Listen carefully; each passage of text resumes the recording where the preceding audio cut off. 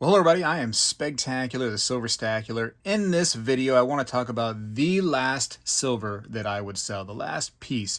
For the purposes of this video, I want to kind of stay with bullion, so things that are graded, numismatic quality, and coins. I don't really want to go ahead and get into that because that's not something that this video is really about. It's more about just straight bullion.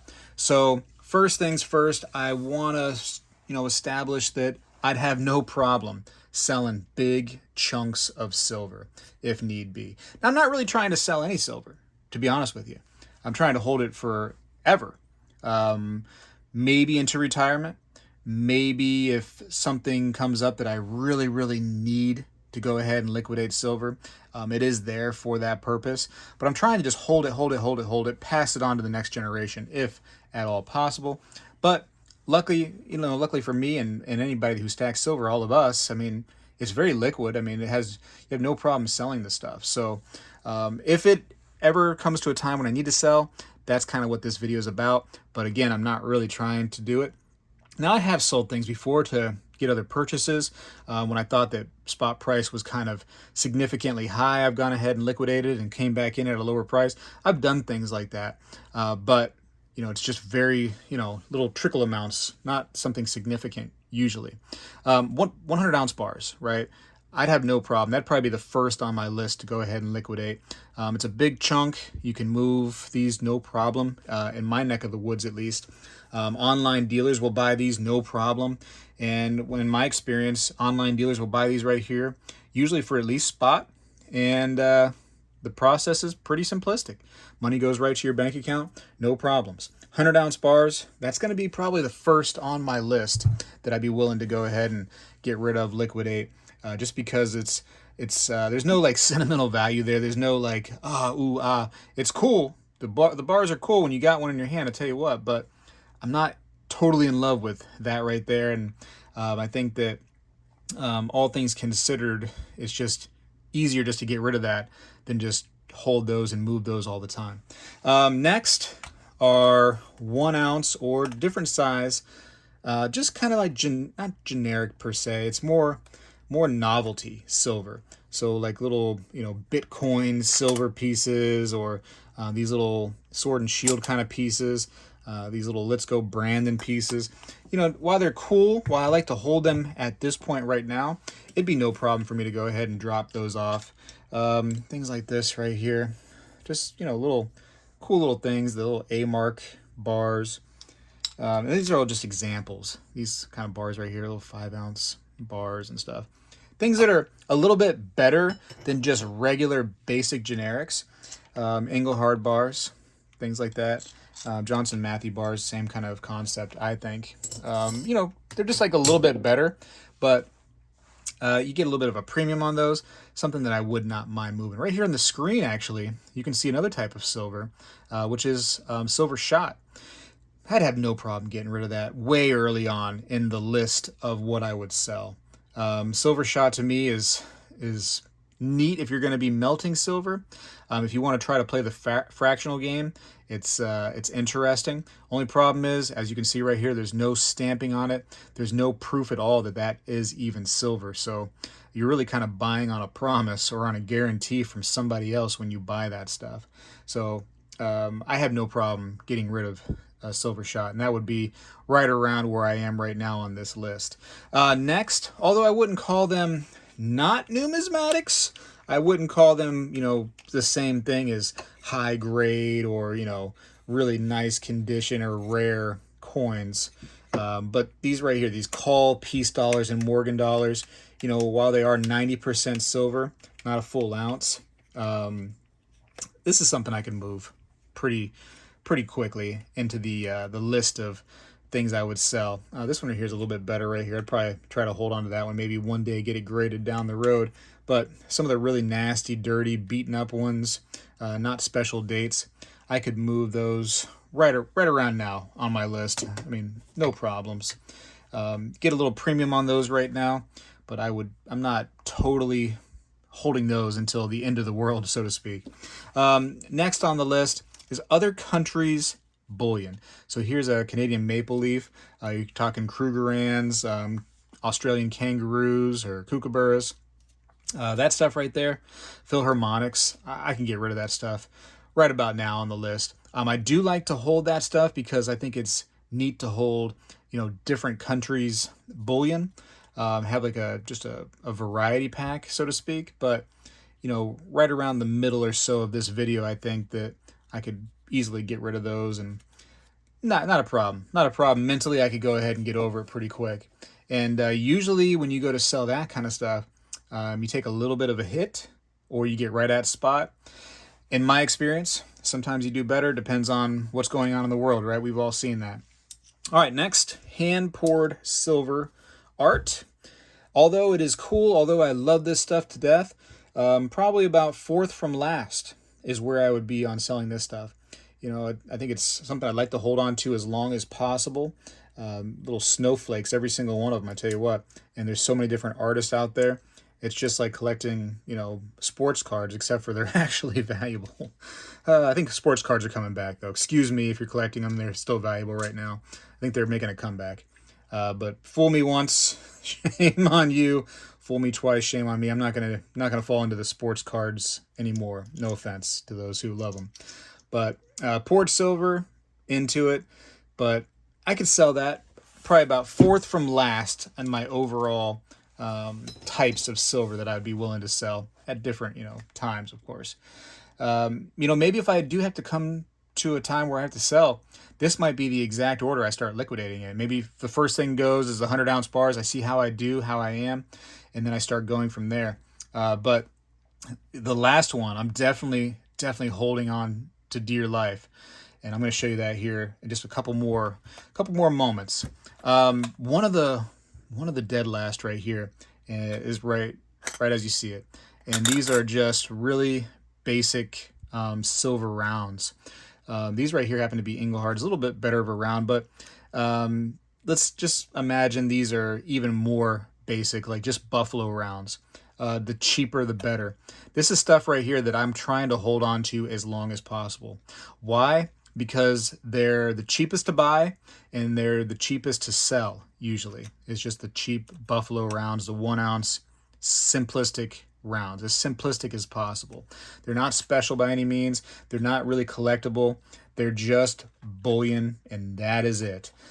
That stuff right there, believe it or not, I'm trying to hold on to for dear life, trying to almost be dead last with this stuff. Just because it's, an easy piece of silver to identify, to go, oh, yep, that is 1 troy ounce. And this is the spot price. There's no guessing games. There's no, ooh, is that a rare piece? Or, is that a little bit more valuable than the other ones? It's just real simplistic. And that's why I like it. And that's why I do hold them.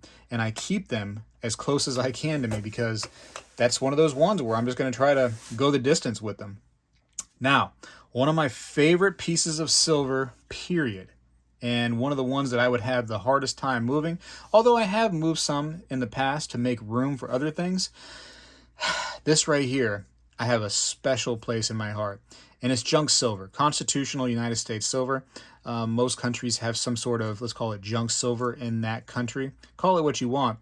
I call mine junk, 90% constitutional silver, whatever. This stuff right here, it's instantly fractional. Great for a SHTF scenario. No problems, right? I mean, it's already cut down. You got dimes, you got quarters that can go into this category as well. This stuff right here is end of the world prepper stuff, and just easy to sell, easy to hold on to. A tube like this, you just put that in your pocket and walk the the deserts like Mad Max, just trying to survive. It'd be no issues. Take some out just for fun, man. I really love this stuff.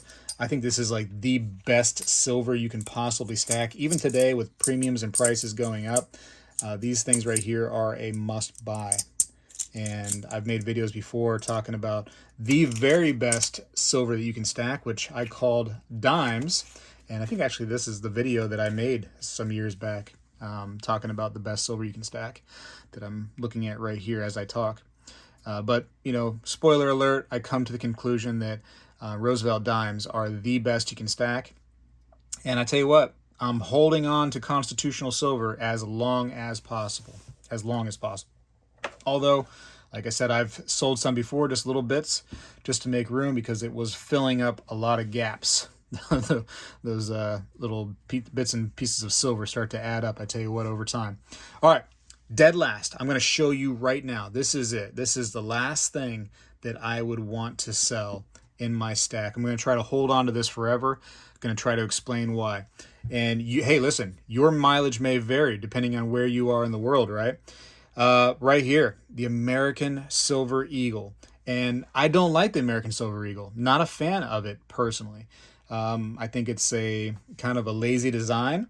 I don't care for their security feature that they came out with. I think that it's overpriced. I mean, like, it's just, I don't like. It's a bunch of negatives, very little pros until you start to really think about what it is. First of all, where I am in the United States, right here, spoiler alert, I'm in the United States. It's a big deal as far as bullion goes.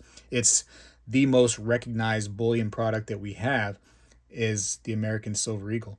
No problem at all to sell. I've never gone to a shop or talked to somebody who goes like, oh, I don't buy Silver Eagles, period. I'm not doing it.